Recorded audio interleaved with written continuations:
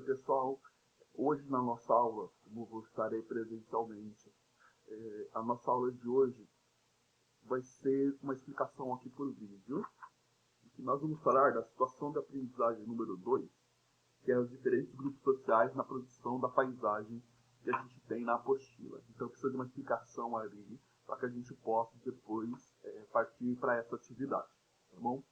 Bom, então eu tenho uma apresentação para fazer aqui para vocês, de um slide. Aqui está o slide. Então tá aqui ó, a história que a gente vai falar que a gente precisa, que é da história de Machu Picchu, né? Então a gente vai falar que lugar é esse, né? Que história é essa, para a gente poder contextualizar. Óbvio, a gente não vai se aprofundar tanto, mas eu achei interessante aí que a gente soubesse um pouco mais, já que foi citado, vai ser citado isso uma parte das atividades dessa situação de aprendizagem. Tá? Então a gente vai falar um pouquinho dessa civilização, né, para que a gente possa trabalhar. Bom, então aqui a gente tem a cidade de Machu Picchu, foi construída no século XV e foi uma das mais importantes civilizações incas. Tá? Então a gente vê essa imagem de Machu Picchu hoje, né? Então a gente vai entender um pouquinho sobre a história desse espaço aí. Mas a gente vê que é um lugar realmente muito bonito assim de visitar. Ele fica lá na cidade, lá no Peru, né? E a gente vai contextualizar um pouquinho dessa história. Bom, Machu Picchu foi ao lado, né? Machu Picchu foi ao lado de Cusco, um dos mais importantes centros urbanos da antiga civilização inca, que no significado sua tradução é o Filho do Sol.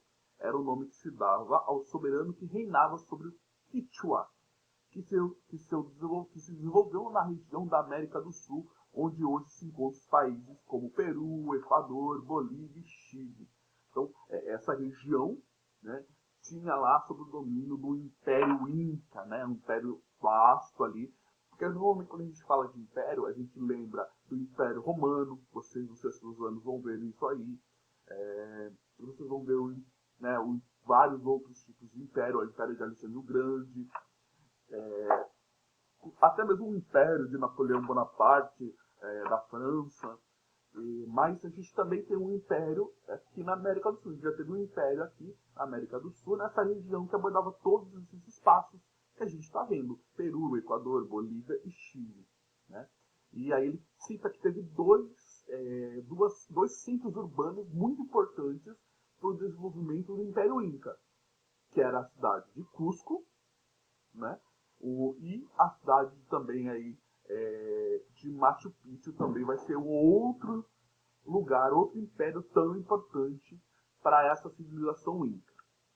Então aí a gente tem um outro fragmento para a gente contextualizar do Império Inca, o Império Inca cujo último chefe foi Tupac Amaru, que acabou sendo morto em 1572, era conhecido como Tahuantinsuyo, isto é, o mundo dos quatro cantos.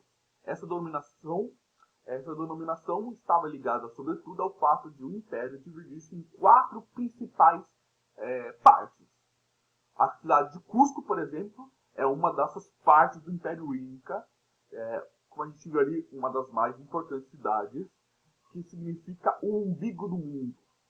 Fica no centro das quatro regiões e era considerada a capital da civilização Inca. Então teve a importância ali desse império. A gente não vai se aprofundar muito na história do Tupac Amaru, só saber que ele realmente foi um cara muito importante para esse contexto do Império Inca, né? Porque a gente não pode esquecer que o Império Inca era um império realmente extenso, um império que reinava ali, que dominava, que era próspero, até a chegada dos espanhóis.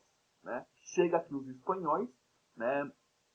E eles acabam dominando esse império, assim como acontece no Brasil.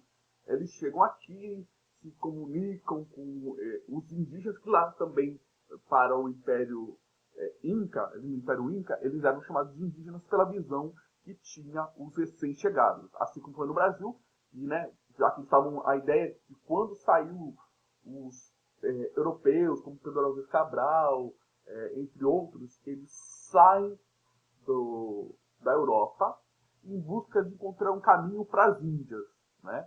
Para realmente conseguir especiarias, conseguir coisas que vão dar lucro para o país que está vivendo um momento de crise ali na Europa, os reinos, na época dos reis, e um deles, assim como Pedro Álvares Cabral, a gente teve outros que acabam chegando aqui na América, né? Acabam descobrindo esses povos na América, e inicialmente eles acabam chamando eles de índios, né? Imaginando que estivessem na Índia. Então por isso que eles são chamados de indígenas, né? Então eles também são chamados de indígenas. Então assim como tem na América do Norte, também tem na América Central, assim como na América do Sul, todos eles são chamados de indígenas, óbvio, cada povo com sua característica. Então a gente pode ver que a vestimenta, por exemplo, olhando para o Tupac Amaru, é diferente do indígena que é encontrado aqui no Brasil, né? E já de roupagem a gente já vê uma característica bem diferente, né? Então isso também é bastante importante a gente estar ressaltando aqui. Então chegam esses espanhóis aqui, então vai ter um conflito e o Tupac Amaru vai ser um que vai defender o seu povo, né? Vai liderar ali para não permitir essa dominação do Império Inca. Bom, falando agora aqui um pouquinho para o lado, o Machu Picchu é outra cidade do Império Inca, que significa velha montanha, porque a gente viu ali na imagem, daqui a pouco a gente vai ver outra imagem, que ela fica realmente entre as montanhas. Tá? Então, o que faz ser uma civilização muito bonita ali, a visão que a gente tem de Machu Picchu. Foi construída por volta do século XV pela líder Inca Pachacuti. A montanha na qual a estrutura foi erguida, onde está essa estrutura, foi erguida e fica próxima a outra grande cidade importante, que é a cidade de Cusco, no atual Peru, portanto, perto do centro do Império, que faz com que ela se destaque. Ela está muito perto da cidade de Cusco. Em Machu Picchu foram construídas pirâmides em degraus, templos, calendários solares e diversas outras construções de pedra e adobe. Além disso, era comum a domesticação de animais como a pauca e a iama, né, como a gente viu ali na imagem anterior, que estavam na base da economia do povo Quinchua, já que eles eram extraídos a lã e também serviam para transporte de cargas e alimentos.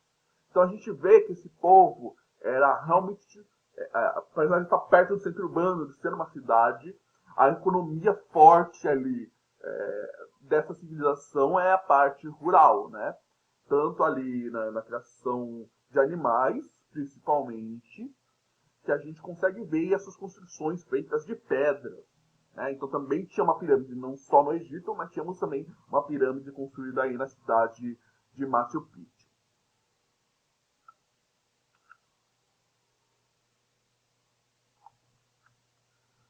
Aí a gente vê aqui do lado, né?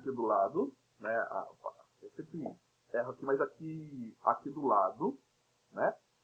A gente tem aqui a imagem, outra visão aí de Machu Picchu, que foi considerada a cidade dos Incas, a cidade perdida dos Incas, pois até 1911 não se sabia com precisão qual era a sua localização. Sabia-se que sua montanha estava no circuito do chamado Caminho Inca, isto é, um caminho de túneis perfurados em rochas que ligava todo o Império Inca por cerca de 40 mil quilômetros. A descoberta e a divulgação de Machu Picchu só ocorreu em 1911, com a expedição do arqueólogo americano William Bingham. Então a gente tem aí, falando da descoberta dessa cidade, o quanto era difícil pela sua localização, o quanto era difícil saber precisamente onde ficava. Só se eu, né, estudando as outras cidades incas, sabia que ela ficava ali entre as montanhas, mas exatamente onde. Então mostra o quanto era difícil chegar até lá, difícil saber onde ficava essa civilização, só sendo descoberta aí por volta de 1911. Bom, não sei se vocês conhecem, mas nós temos um filme, depois a gente vai vendo trechos deles aí em outras aulas, né, se tivermos espacinho, seria interessante a gente conseguir ver esse filme aí, para a gente fazer uma atividade em cima dele, que é a relação do filme com o contexto, né? Então, não sei se vocês conhecem, mas tem um filme dentro desse contexto do Império Inca que a gente está falando nesse momento. Óbvio, nós estamos conhecendo um pouco sobre ela, mas bem superficialmente, sabendo que ela é uma civilização importante da América, né? E uma civilização extensa, uma civilização agrícola, e também saber aí um pouquinho dessas características, mas nossa visão é através de suas paisagens, seu modo de vida que nos interessa, né?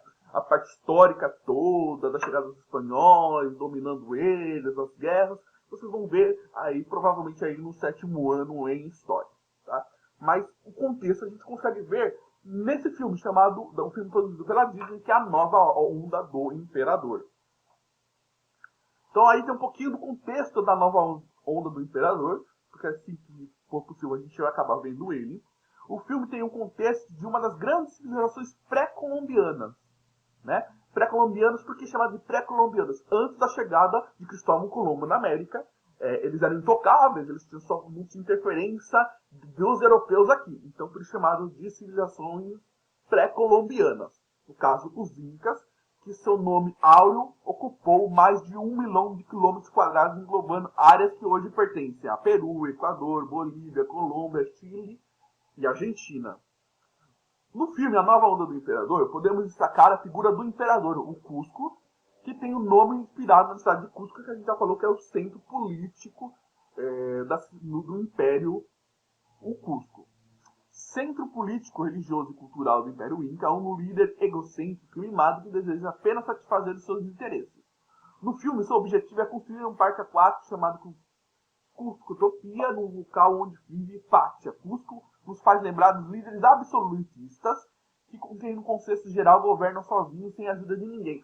Então, esse filme também vai nos mostrar o modo de vida, a diferença entre os camponeses e o Império. E assim, aquela ideia de poder absolutista. O que é um poder absolutista? Que vocês vão ver muito entre o 7º e 8º ano em história também. Que é um governo centralizado, ou seja, apenas o rei é que manda. Né? É o rei que toma a decisão. A gente chama de poder absolutista, ou seja, poder absoluto na mão, no caso, do imperador. O Império Inca tinha como base agrícola, e dessa forma vital, a importância da maioria da população que era de lavradores. O personagem Pátia simboliza esse grupo social no filme. Ao casar, cada lavrador recebia dos curucas, líderes das etnias denominadas, um lote de terras onde podiam cultivar milho, batata, doce, abacate, amendoim e batata. Os camponeses também criavam a palca, mamífero que fornecia lã para a fabricação de tecidos, e a iama, utilizada como meio de transporte de carga. Esses animais também eram utilizados como alimento. O filme destaca o relevo íngreme do Império, enfatizando as montanhas e palácios construídos em lugares elevados. Um dos complexos arquitetônicos mais conhecidos nesse sentido são as ruínas de Machu Picchu, no Peru. A função dessa cidade continua sendo um mistério para os historiadores e arqueólogos. Construída a mais de 2.500 metros acima do nível do mar, nos Andes peruanos, Machu Picchu ocupa a área de 13 quilômetros quadrados, onde alguns acreditavam que o local tinha função religiosa, outros que ali funcionava uma universidade ou centros de estudos ou observatórios astronômicos, tá? Então isso aí é bastante importante aí, e a gente vai, né, ver o filme, porque ele realmente a gente vai contextualizar esse filme no seu contexto geográfico, no seu contexto histórico, tudo isso que a gente está falando aqui desse império, tá bom? Qualquer dúvida a gente vai estar conversando aí mais sobre isso, assim que a gente tiver a oportunidade aí quando estiver online com você, com a sua turma, para a gente ver um pouquinho mais, tá bom, pessoal? Então, muito obrigado pela atenção e a gente conversa aí na próxima aula.